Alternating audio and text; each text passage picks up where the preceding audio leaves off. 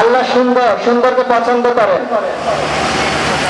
এই কোরআনের মাহফিলকে সফল করার জন্য আপনার সহযোগিতা একান্তভাবে কামনা করছি আমরা। যারা আপনারা দাঁড়িয়ে আছেন তারা বসুন। আর বিশেষভাবে বলছি, যেসব ভাইরা মানবতা সেবা ফাউন্ডেশনে মাসিক দাতা হিসাবে যোগদান করতে চান, আমাদের স্টেজের বাম পাশে ফরম পূরণ করা হচ্ছে। আমাদের স্টেজের বাম পাশে ফরম পূরণ করা হচ্ছে। যেসব ভাইরা মাসিক দাতা হিসেবে আগ্রহী, সেসব ভাইরা আমাদের ফরম পূরণ করুন। আল্লাহ রাব্বুল আলামিন আপনাদেরকে উত্তম জাযা দিবেন। সম্মানিত উপস্থিতি, এ পর্যায়ে আপনাদের সামনে বক্তব্য পেশ করবেন এপার বাংলা ওপার বাংলার হাদিসের বুলন্দ, বিশ্ববরণ্য, খ্যাতি সম্পন্ন মুহাদ্দিস শাইখ আব্দুর রাজ্জাক বিন ইউসুফ, প্রতিষ্ঠাতা পরিচালক আল জামিয়া সালাফিয়া, রাজশাহী ও নারায়ণগঞ্জ। শাইখ আব্দুর রাজ্জাক বিন ইউসুফকে তার মূল্যবান বক্তব্য পেশ করার জন্য সবিনয় নিবেদন জানাচ্ছি।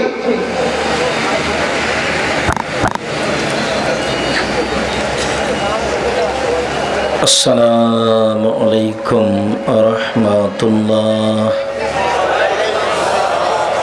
আলহামদুলিল্লাহি ওয়াহদা ওয়াসসালাতু ওয়াসসালামু আলা মান লা নাবিয়্যা বা'দা।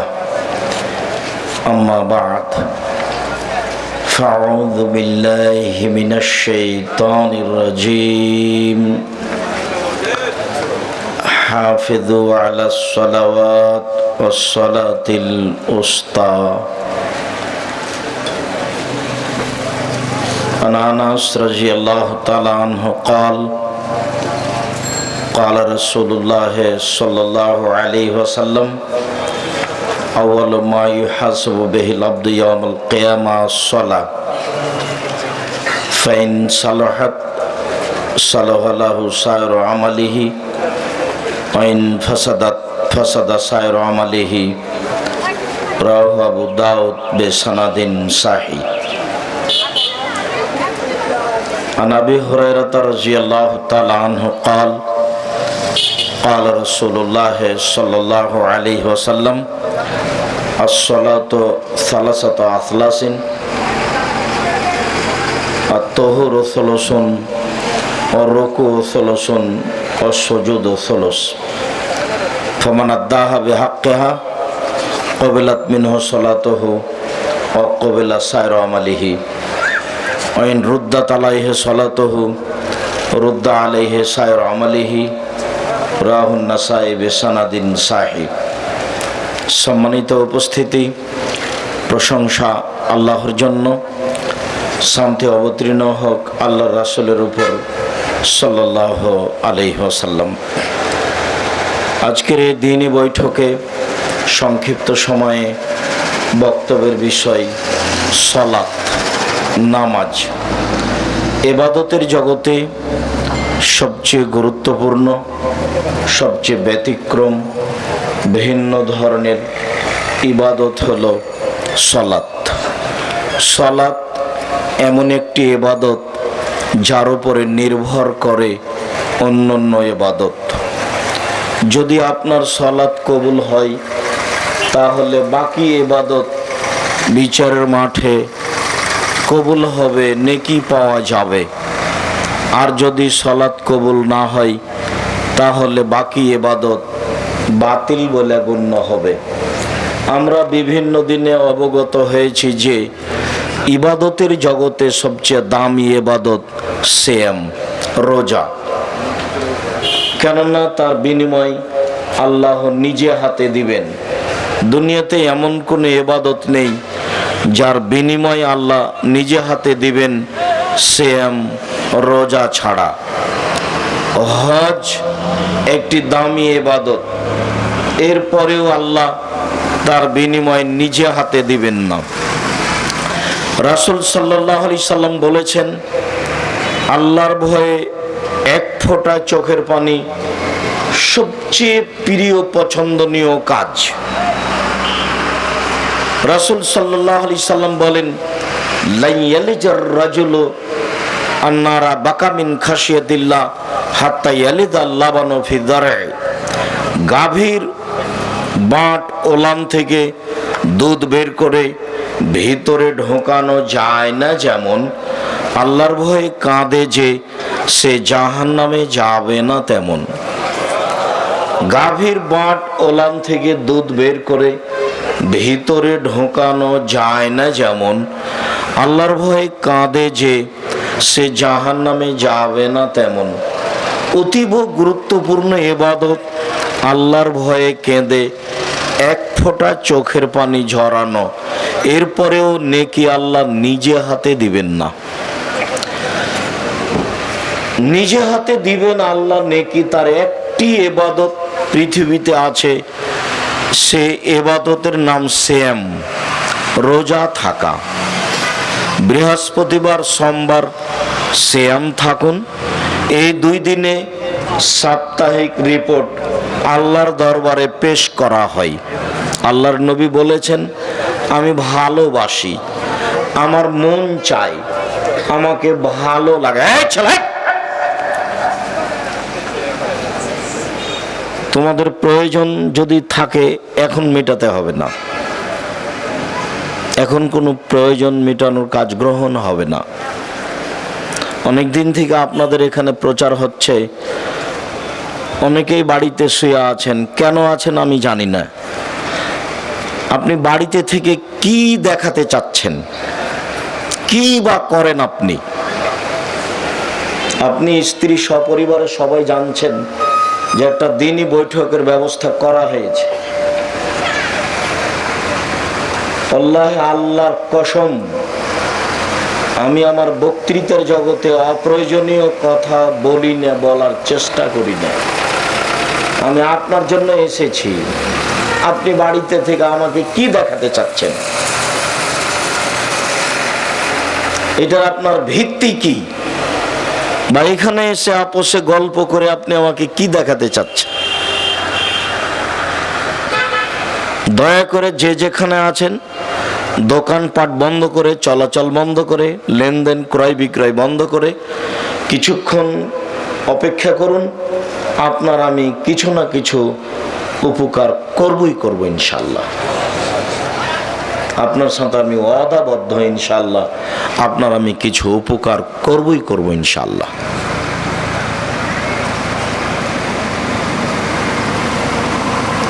আমাদের নবী মুহাম্মদ সাল্লাল্লাহু আলাইহি সাল্লাম বৃহস্পতিবার সোমবার সিয়াম থেকে ভালোবাসতেন। তিনি বলেছেন, আমার মন চাই, আমাকে ভালো লাগে। আমার যখন রিপোর্ট পেশ করা হবে পাপ নেকির, তখন আল্লাহ দেখুক যে আমি সিয়াম আছি, আমার রিপোর্টের সময় দেখুক। তো যেহেতু বৃহস্পতিবার সোমবার রিপোর্ট পেশ করা হয়, সেই জন্য আমি বৃহস্পতিবার সোমবার সিয়াম থাকি। আর বাৎসরিক রিপোর্ট পেশ করা হয় শাবান মাসে। তো তার জানা ছিল না সেদিন কোন দিন, তখন শাবান মাসে তিনি বেশি বেশি সিয়াম থাকতেন রিপোর্ট ধরার জন্য। যদিও আমার মাঝহাবি ভাইরা কিভাবে কিভাবে জেনে নিয়েছেন সেদিন 15ই শাবান, এর প্রমাণে কোনো দলিল পেশ করা যায় না। বাৎসরিক রিপোর্ট ধরতে হলে শাবান মাসে বেশি বেশি সিয়াম পালন করতে হবে, এটাই ঠিক। যেহেতু আমাদের নবী মুহাম্মদ সাল্লাল্লাহু আলাইহি সাল্লাম শাবান মাসে রিপোর্ট ধরার জন্য বেশি বেশি সিয়াম পালন করেছেন। ইবাদতের জগতে সিয়াম যত দামি ইবাদত হোক না কেন, যদি আপনার নামাজ সালাত না থাকে, তাহলে সিয়ামের ইবাদত কেটে দেওয়া হবে, এটা বাতিল। ইবাদতের জগতে ব্যতিক্রম বিরল ভিন্ন ধরনের ইবাদত হলো সালাত। যে ইবাদতের কাছে, ইবাদতের জগতে কোনো ইবাদত ধারে কাছে যেতে পারবে না, এটা নাই তো আর কিছুই নাই। অনেক দিনই বলেছি আপনাদেরকে আমি, ইবাদতের জগতে সবচেয়ে শক্তিশালী ক্ষমতাধর পাওয়ারফুল ইবাদত হলো দান। যতক্ষণ পর্যন্ত আপনার বিচারের মাঠে বিচার না হচ্ছে, ততক্ষণ পর্যন্ত দান আপনাকে ছায়া করে থাকবে বিচারের মাঠে। অথচ সেম এভাবে আসবে না। অথচ হজ এভাবে আসবে না, অথচ জিকির আজকার তাসবিহ তাহলিল সুবহানাল্লাহ আলহামদুলিল্লাহ এভাবে আসবে না। আসবে দান। দান যতই শক্তিশালী ইবাদত হোক, যদি আপনার বিচারের মাঠে সলাত না থাকে তাহলে দান বাতিল বলে গণ্য হবে। আমি বলিনি এই কথা, মুহাম্মদ সাল্লাল্লাহু আলাইহি সাল্লাম বলেছেন। এক ফোঁটা চোখের পানি আল্লাহর কাছে সবচেয়ে বেশি প্রিয় ইবাদত, এর তুলনায় কোনো বেশি প্রিয় ইবাদত নেই। দিন রাত কান্নাকাটি করছেন, চোখের পানি ঝরছে আল্লাহর ভয়ে, কিন্তু আপনার সলাত কবুল হয়নি, সলাত নেই, তখন এই কান্নাকাটি ইবাদতের নেকি বাতিল বলে গণ্য হবে, যা রাসূল সাল্লাল্লাহু আলাইহি সাল্লাম বলেছেন। মর্মে সকল দিনী ভাই বোনকে সলাত আদায় করতে হবে জরুরি ভিত্তিতে। মর্মে আমরা সলাতের উপরে কিছু কথা বলতে চাচ্ছি। আবু হুরায়রা রাদিয়াল্লাহু তাআলা আনহু বলেন, রাসূল সাল্লাল্লাহু আলাইহি ওয়াসাল্লাম বলেছেন, আউয়ালু মা ইউহাসাবু বিল আবদি ইয়াউমাল কিয়ামাহ সালাহ। বিচারের মাঠে মানুষের যেটা প্রথম জিজ্ঞাসা হবে সেটা হলো সালাত। মানুষ হজ করবে তার জিজ্ঞাসা, মানুষ দান খেরাত করবে তার জিজ্ঞাসা, মানুষ অন্যায় অবিচার করবে তার জিজ্ঞাসা, জোর করে অর্থ সম্পদ লুটে নিবে, জমি জায়গা দখল করবে তার জিজ্ঞাসা। সর্বপ্রথম যেটা জিজ্ঞাসা হবে সেটা হলো সালাত।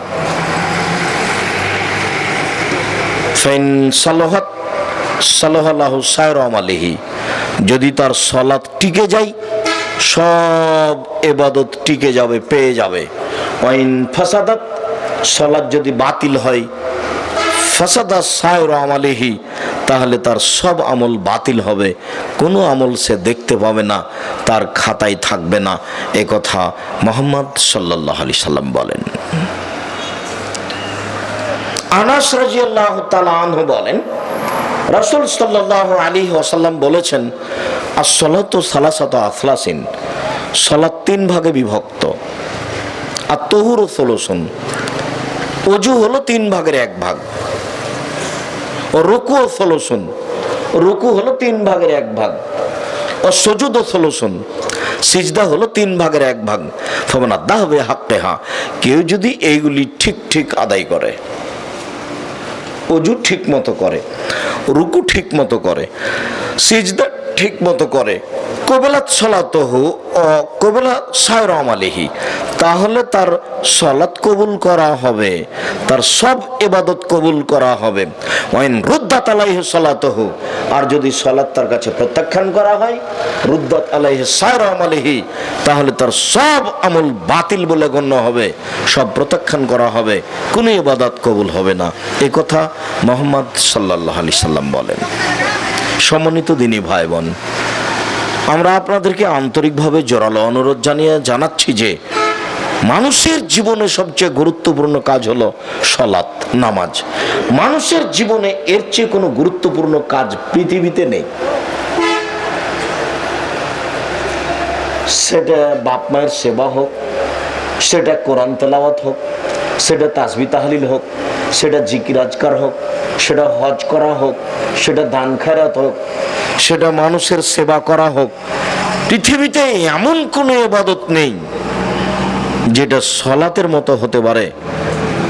সালাত এক আশ্চর্য বিরল ভিন্ন ধরনের ইবাদত, যার তুলনা পৃথিবীতে নেই। এটা আছে তো বাকি ইবাদত আছে, এইটা নেই তো কিছুই নেই। সালাত আজকের আলোচনায় সংক্ষিপ্ত বিবরণে সালাতের ফজিলত না বলে সালাত আরম্ভ হওয়ার সূচনা। সালাত আরম্ভ করতে হলে ওযু করতে হয়, ওযু করতে গেলে পেশাব পায়খানার প্রয়োজন হয়। পেশাব পায়খানায় যাবেন, ঢোকার সময়তে বা পেশাব পায়খানায় ঢুকে, টয়লেটে ঢুকে বসার সময় বলবেন। ঢুকলেই দোয়া পড়া যাবে না এ কথা নয়, কিন্তু যখন পেশাব পায়খানা আরম্ভ হয়েছে তখন দোয়া পড়া যাবে না, এটা হলো কথা। ঢুকে গেছেন আর বলা যাবে না, এটা নয়। আল্লাহুম্মা ইন্নী আউযু বিকা মিনাল খুবুসি ওয়াল খাবায়েস নিশ্চয় আমি অপবিত্র জিন জিন্নি থেকে তোমার কাছে আশ্রয় চাচ্ছি, শয়তান থেকে তোমার কাছে আশ্রয় চাচ্ছি। টয়লেট, পেশাবখানা, পায়খানা হলো জিন থাকার জায়গা, শয়তান সেখানে থাকে।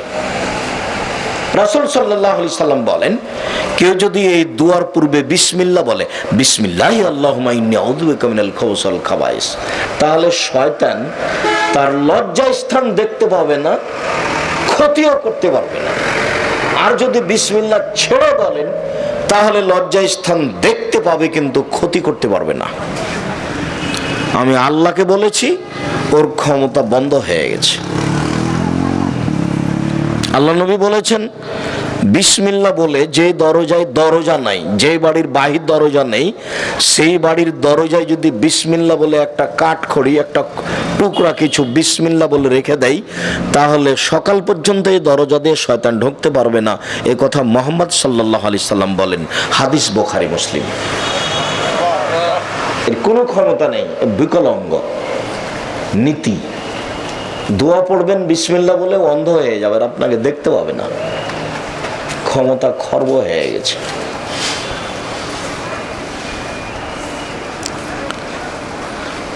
পেশাব পায়খানা থেকে বের হয়ে আসছেন, পবিত্রতার বিবরণ। আমরা লকডাউনকে লক্ষ্য করে দীর্ঘদিন ধরে পবিত্রতার বিবরণ দিয়েছি। আসলে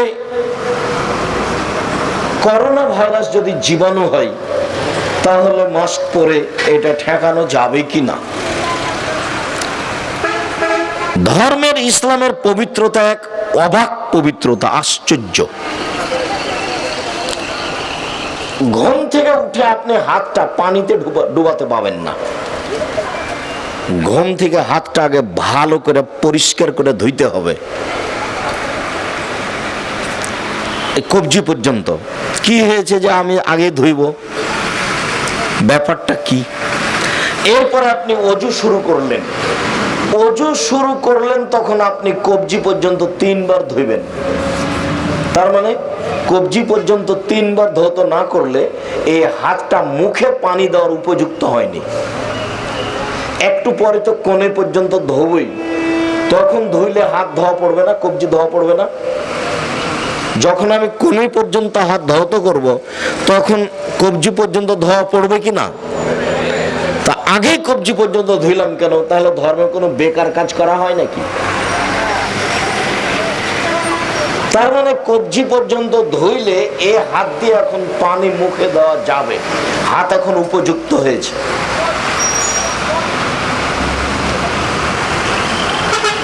করোনা ভাইরাস থেকে বাঁচার জন্য মাস্ক পরলে তো একটা থেকে হিতে বিপরীত হবে, শিরক হয়ে যাবে। এ রক্ষা করতে পারে? রাসূল সাল্লাল্লাহু আলাইহি সাল্লাম একদিন বলছেন, লা ইউদি শাইউন শায়া, কোনো কিছু কোনো কিছুকে অতিক্রম করতে পারে না।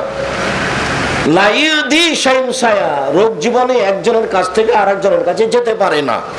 লা ইউদি শাইউন শায়া, রোগ জীবাণু একজনের কাছ থেকে আরেকজনের কাছে যেতে পারে না।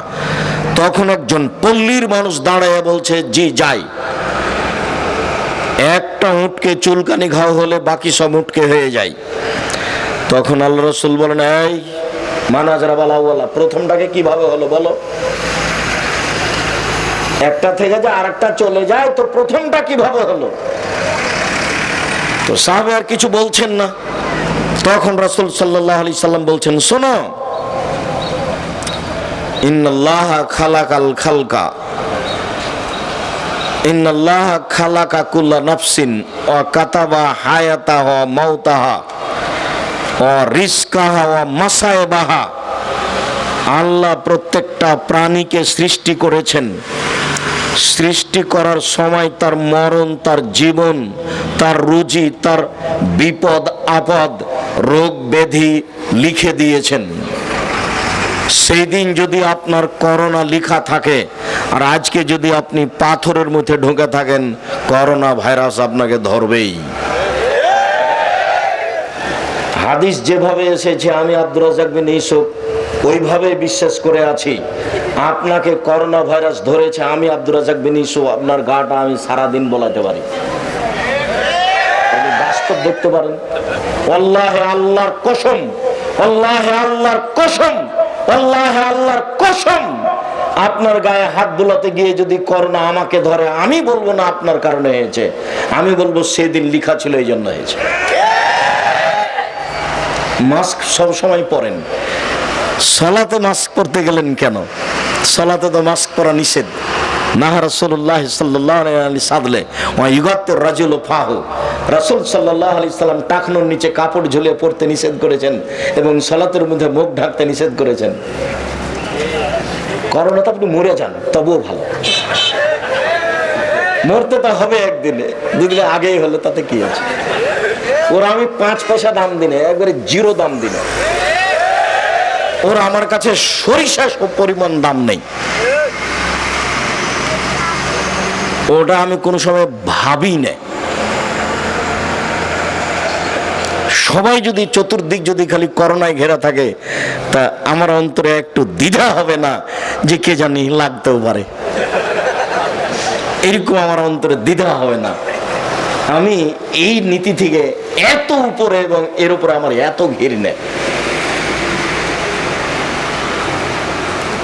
ফাঁকা হয়ে সালাত আদায় করার তো কোনো প্রশ্নই আসে না। আর আমি তো বক্তব্যে কঠোরভাবে বলেছি যে রাসূল সাল্লাল্লাহু আলাইহি সাল্লাম বলছেন, মান সাদ্দা ফুরজাতান বানাল্লাহু লাহু বাইতান ফিল জান্নাহ, কেউ যদি দুইজনের ফাঁকা বন্ধ করে আল্লাহ তার জন্য জান্নাতে ঘর বানাবেন। আমি দেখি না শরীয়তে প্রাচীরের মতো হয়ে কাতারে সলাতে দাঁড়াতে হবে, এই বিষয়টি রাসূল যত কঠোরভাবে দেখেছেন শরীয়তের আর কোনো বিষয় এত কঠোরভাবে দেখেননি। 23 বছর জীবনে এমন কোনো দিন এক ওয়াক্ত পার হয়নি যেই ওয়াক্তে মুখামুখি না হয়ে কাতার সোজা করুন, প্রাচীরের মতো হয়ে দাঁড়ান, ফাঁকা বন্ধ করুন, ও যো দেখছি শয়তান ঢুকছে ছাগলের বাচ্চার মতো হয়ে, ফাঁকা বন্ধ করুন, এরকম না বলে তিনি কোনোদিন সালাত শুরু করেছেন এরকম ঘটেনি। অথচ বলা লাগে না, রাসূলকে দেখলেই সাহাবীগণ করেন। দেখবেন, এই ছেলে কারো গায়ে হাত দিয়ে আছো নাকি, রেডি হও, দেখবে তুমি সাহাবীগণের অনুসরণ। 23 বছর যাবত কথায় কথায় বলতে হবে, কথায় কথায় বলেছেন মানে এর গুরুত্ব দেখিয়েছেন। দেখবে তুমি রাসূল সাহাবীগণের অনুসরণ। এদিকে দেখো, আল্লাহর নবী জুতা পায়ে দিয়ে সালাত আরম্ভ করেছে, তখন জুতাতে ময়লা ছিল, জিবরাইল এসে বলছেন জুতা খুলেন, আল্লাহ রাসূল সালাতের মধ্যে জুতা খুলে দিয়েছে, তো সাহাবীগণও খুলে দিয়েছে। এখন সালাতের পরে আল্লাহ রাসূল দেখছেন সবাই জুতা খুলে দিয়েছে, আল্লাহ রাসূল বলছেন কি ব্যাপার তোমরা জুতা খুলেছো কেন?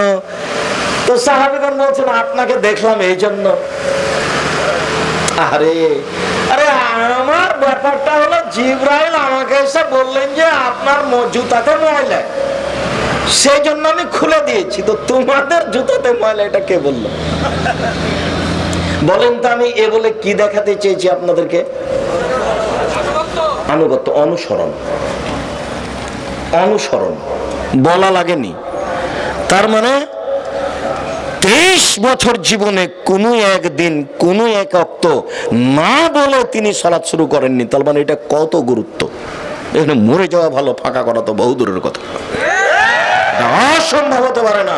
মুহাম্মদ সাল্লাল্লাহু আলাইহি সাল্লামকে আবার পৃথিবীতে আসতে হবে এবং ঘোষণা দিতে হবে, আমি মুহাম্মদ সাল্লাল্লাহু আলাইহি সাল্লাম পৃথিবী জাতির সামনে ঘোষণা দিয়ে যাচ্ছি যে মানুষ 3 ফুট দৌড়ে দৌড়ে দাঁড়াতে পারে সালাতে, যেহেতু কিয়ামত পর্যন্ত আর কোনোদিন আসবেন না, কাজে এই সিদ্ধান্ত আর কোনোদিন পরিবর্তন হবে না। এবং কাবা ঘর কেন, সারা পৃথিবীর মানুষ যদি ফাঁকা হয়ে মরা পর্যন্ত দাঁড়ায় কিয়ামত পর্যন্ত, তবে এর বৈধতা আসবে না।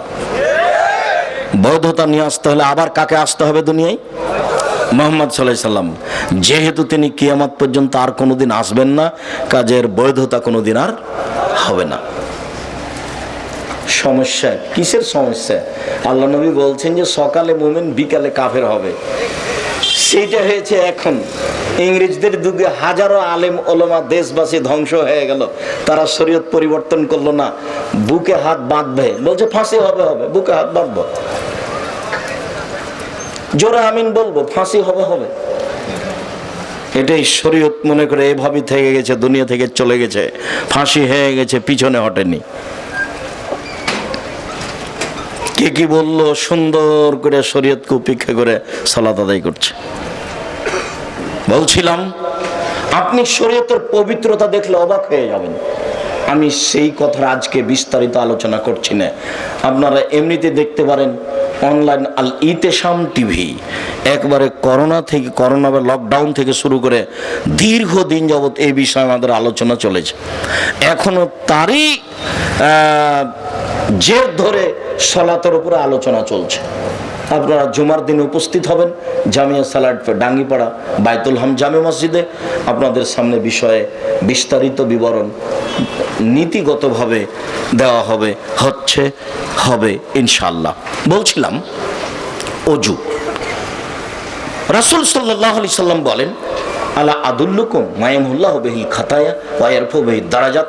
শোনো শোনো শোনো শোনো, আমি তোমাদের একটা আমলের কথা বলে দেব যাতে তোমাদের পাপ মিটে যাবে, মান বেড়ে যাবে। শোনো শোনো শোনো শোনো শোনো, আমি কি তোমাদের একটা আমলের কথা বলে দিব নাকি যাতে পাপ মিটে যাবে, মান বেড়ে যাবে? কালুবালা, হ্যাঁ বলবেন না কেন, বলেন সেটা কি, যাতে মান বেড়ে যাবে, পাপ মিটে যাবে। তখন আল্লাহ রাসূল বলছেন, শোনো শোনো শোনো, এটা হলো ইসবাগুল উযু আলাল মাকারিহি। কষ্টের সময়, শীতের দিনে ভালো করে ওযু করলে মান বেড়ে যাবে, পাপ মিটে যাবে। কাসরাতুল খুতা ইলাল মাসাজিদ, বেশি বেশি পায়ে হেঁটে মসজিদে যেতে হবে। মসজিদ থেকে যদি বাড়ি দূরে হয়, পায়ে হেঁটে মসজিদে গেলে পাপ মিটে যাবে, মান বেড়ে যাবে। 3, ইন্তেজারুস সালাহ বাদাস সালাহ, এক সালাতের পরে আর এক সালাতের অপেক্ষা করতে হবে। জোহর পড়েছি কখন আসর হবে, জোহর পড়েছি কখন আসর হবে, এক সালাতের পরে আর এক সালাতের অপেক্ষা করলে মান বেড়ে যাবে, পাপ মিটে যাবে। মনে থাকবে না মনে হয়? আরেকটা কথা বলে আমরা এখান থেকে আগাবো। আব্দুল্লাহ ইবনে আব্বাস রাদিয়াল্লাহু তাআলা আনহু বলেন, রাসূল সাল্লাল্লাহু আলাইহি ওয়াসাল্লাম বলছেন যে একদা আমাকে আল্লাহ তাআলা বলছেন, মুহাম্মদ হাল তাদরি ফিমা ইয়াক্তাসিবুল মালাউল আলা। আচ্ছা মুহাম্মদ, আপনি বলতে পারেন উপরে কি নিয়ে হইচই হচ্ছে? আচ্ছা মোহাম্মদ, আপনি বলতে পারেন উপরে কি নিয়ে হইচই হচ্ছে? তাহলে নাম, জি হ্যাঁ আমি বলতে পারি। আল্লাহ, আমি বলতে পারি উপরে কি নিয়ে হইচই হচ্ছে। আল কাফারাত, মানুষের পাপ মিটে যাবে কি করলে এ নিয়ে হইচই হচ্ছে। ফেরেশতাগণ বলছেন যে এই করলে পাপ মিটে যাবে। ফেরেশতাগণ বলা বলি করছেন যে এই করলে পাপ মিটে যাবে। এই নিয়ে ফেরেশতাগণ বলা বলি করছেন। আল কাফারাত, পাপ মিটে যাবে এই কাজ করলে। 1, আল মাকসু ফিল মাসাজিদ বাদা সালাওয়াত, সালাতের পরে মসজিদে বসে বসে তাসবিহ তাহলিল জিকির আজকার করলে পাপ মিটে যাবে, মান বেড়ে যাবে। সালাতের পরে মসজিদে বসে বসে জিকির আজকার করলে পাপ মিটে যাবে, এই নিয়ে হইচই হচ্ছে। আপনার স্বভাবের কথাটা বলি, আপনার স্বভাব হলো যে একদিন একেবারে কোন রকম করে জুমার দিনে যান, আর যেমন সালাম তেমনি দাঁড়িয়ে গেছে। নীতি পরিবর্তন করেন, কাউকে বলা লাগবে না। নীতি পরিবর্তন করেন, জজ কোর্টও নয়, হাইকোর্টও নেই। অর্থ সম্পদকে লুটে নিচ্ছে না, জুতা নিয়ে কেউ পালিয়ে যায়নি, যাবে কি আছে। আপনি সালাম ফিরার সাথে সাথে দাঁড়িয়ে গেলেন কেন? 1, সালাতের পরে মসজিদে বসে জিকির করলে পাপ মিটে যাবে। 2, আল মাসি আলাল আকদামিল আল জামাত, পায়ে হেঁটে মসজিদে গেলে পাপ মিটে যাবে। 3, ইসবাগুল উযু আলাল মাকারিহি, কষ্টের সময় শীতের দিনে ভালো করে ওযু করলে পাপ মিটে যাবে, মান বেড়ে যাবে। কথা কিন্তু আমার এইটা, ভালো করে ওযু করলে পাপ মিটে যাবে, মান বেড়ে যাবে। এইবার ওযু 1 মিনিট দেখাচ্ছি ভালো করে, তার আগে আপনাকে দেখাই ওযু শেষে উমর রাদিয়াল্লাহু তাআলা আনহু বলেন, রাসূল সাল্লাল্লাহু আলাইহি ওয়াসাল্লাম বলেছেন, মাইকুল বাদাল ওযু, কেউ যদি ওযুর পরে বলে আশহাদু আল্লা ইলাহা ইল্লাল্লাহু ওয়াহদাহু লা শারীকা লাহু ওয়া আশহাদু আন্না মুহাম্মাদ